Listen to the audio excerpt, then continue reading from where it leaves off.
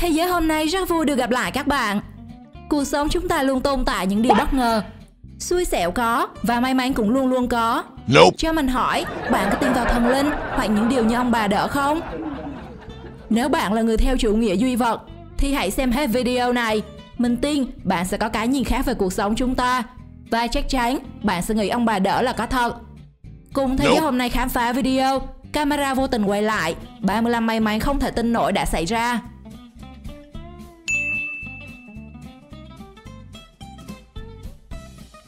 Một pha may mắn khó tin đã xảy ra tại ngã tư. Khi đang dừng đèn đỏ, nhờ cảnh giác ở phía sau mà chàng trai đã may mắn an toàn, còn xe của anh thì bỏ đi.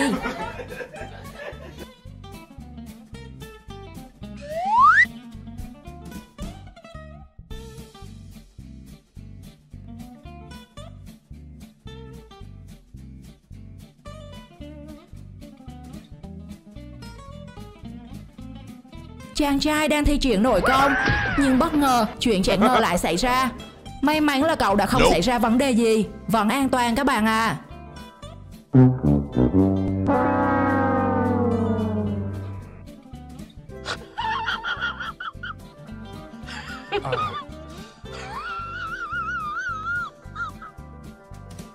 Không phải ông bà, mà trong trường hợp này là bố đỡ đã giúp con gái an toàn.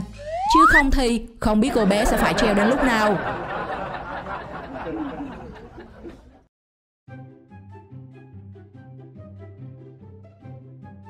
Ba người đàn ông đang cưa cây, bất ngờ tình huống cây ngã đã không nằm trong tính toán của mọi người. Rất may là ông ấy đã thoát nạn một cách rất khó tin.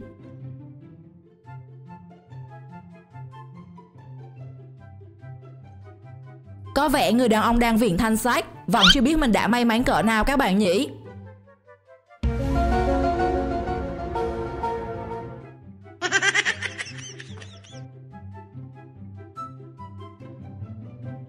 Cô gái chỉ vừa mới lặn xuống một tí thì một chiếc mô tô nước ngay tức khắc lướt qua. Theo bạn, nếu cả hai va chạm vào nhau thì chuyện gì sẽ xảy ra? Comment ý kiến của bạn trong phần bình luận nhé.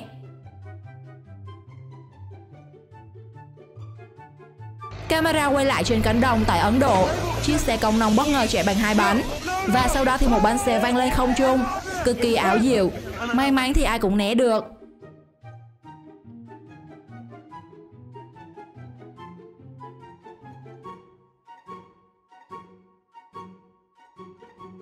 Camera đã vô tình ghi lại được hình ảnh một siêu nhân ngoài đời thật. Và cũng không ai tin rằng cô bé trong đoạn video này lại có thể thoát hiểm hy hữu nhờ sự nhanh nhẹn của chàng trai, đã kịp thời ôm cô bé lại trước khi chiếc xe ô tô bán tải lao đến.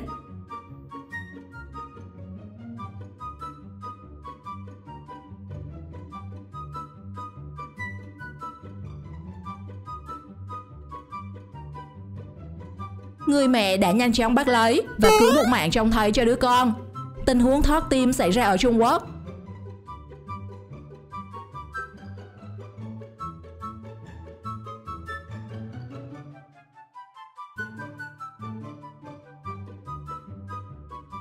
Chỉ vừa mới dừng xe lại, người đàn ông trong đoạn video đã nhanh chóng ôm đứa bé chạy đi. Nhờ vậy mà cả hai mới thoát khỏi chiếc xe tải. Nếu không kịp thoát thân, bạn nghĩ họ sẽ ra sao?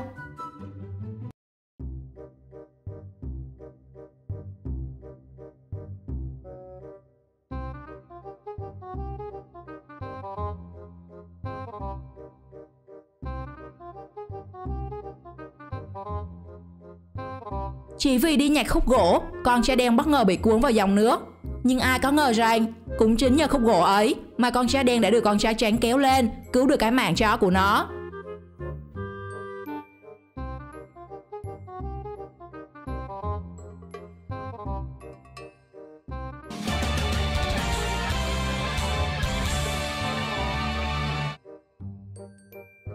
Hẳn là tổ tiên đã phải gánh còng lưng, nên cái kính cửa mới rơi cách người đàn ông đang đứng nghe điện thoại một đoạn, vừa đủ để người ta tin rằng ông bà Độ là có thật.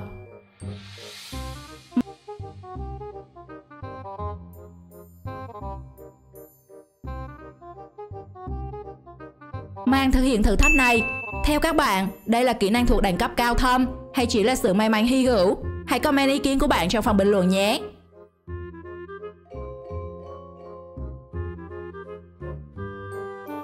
Trời mưa bão, các bạn nhỏ đang đứng núp trong nhà. Cảnh tượng điên rồ đã xảy ra khi bỗng một chiếc bồn inox rơi xuống. Thật may mắn vì nó đã không trúng ai.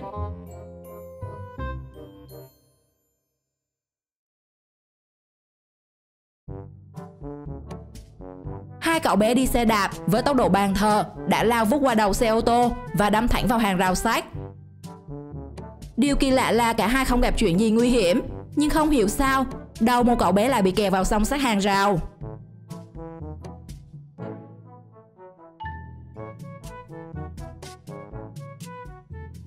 Người ta nói đừng nhanh 1 phút mà chậm cả đời.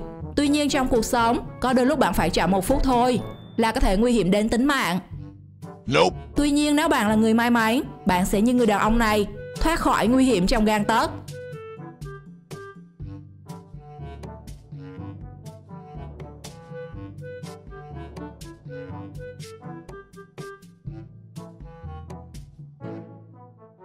Anh trai đang tập gym, bỗng chiếc quạt rơi. Bằng một cách nào đó mà khoa học cũng khó giải thích, chàng trai rất may mắn khi đã né kịp.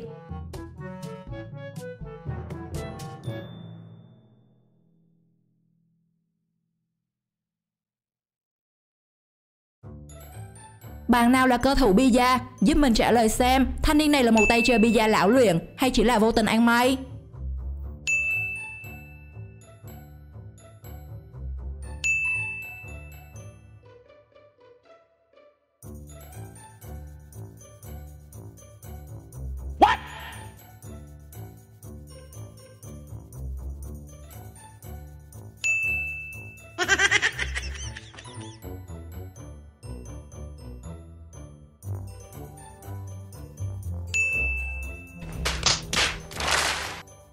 Camera quay lại tại một quán cà phê ở Bình Tân, thành phố Hồ Chí Minh. Khi đang uống cà phê, bất ngờ cả cảnh bật góc ngã. Những người chứng kiến cho rằng người đàn ông áo tím được thiên thần hộ mệnh nên mới có thể tránh kịp với tốc độ nhanh như vậy.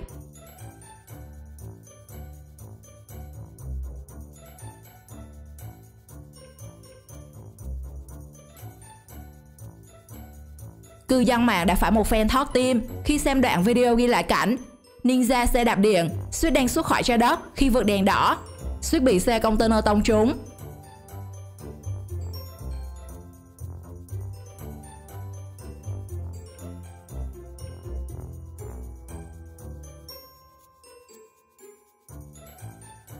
Đi đường nhưng lại mải mê nhìn phía sau, cậu bé mặc áo hồng không hề biết chiếc ô tô đang hướng về phía mình. May mắn là có thằng bạn thân bên cạnh kéo vào lề giúp, không thì thôi rồi lượm ơi.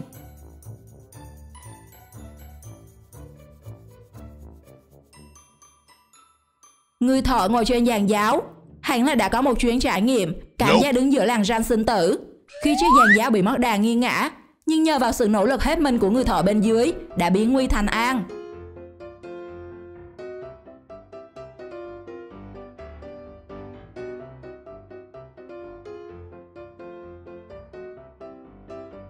Đứng trong bóng mát để tránh nắng, hai người đàn ông đã có pha hú hồn con trồn khi một cành cây to bất ngờ gãy đổ xuống ngay kế bên. Nhưng ơn giời, cả hai đều không sao. Thanh niên vừa mới đứng lên thì người đàn ông từ phía trên trườn nước xuống, vừa vặn chui qua giữa hai chân. Một sự trùng hợp ngẫu nhiên đã tránh được cho cả hai cú va chạm trực tiếp.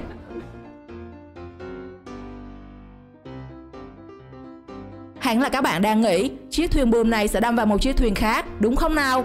Nhưng kỳ tích đã xuất hiện. Ngay trước khi nó đâm vào chiếc thuyền khác, nó đã có màn bẻ lái cực gắt và tránh được vụ va chạm một cách khó tin.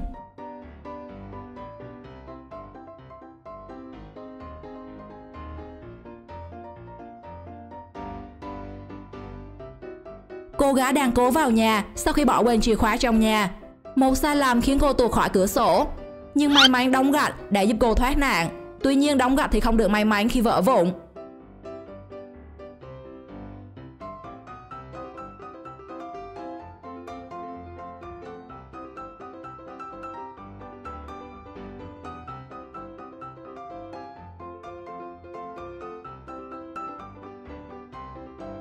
Hình ảnh từ cú nhào lộn của chàng trai cho thấy khoảng cách giữa lưng anh ta và thành hồ bơi cực ngắn, và chỉ cần thấp một chút thôi, khả năng tai nạn sẽ xảy ra. Vậy theo các bạn, thanh niên này đã có tính toán chuẩn xác hay nhờ vào may mắn mới thực hiện được cú nhảy hoàn hảo như vậy?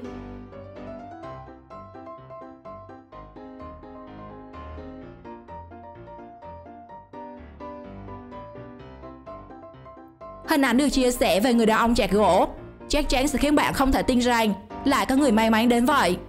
Bạn có thể tưởng tượng nếu chiếc búa chém vào một trong hai cái chân của ông ấy thì sẽ ra sao nhỉ?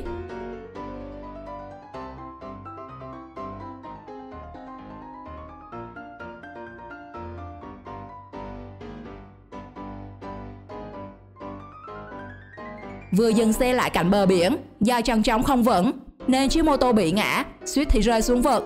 Rất may là thanh niên kịp thời kéo lại cùng với sự hỗ trợ của người bạn, nên xe cưng vẫn còn nguyên vẹn.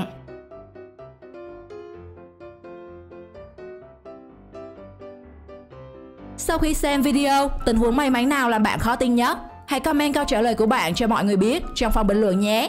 Xin chào và hẹn gặp lại!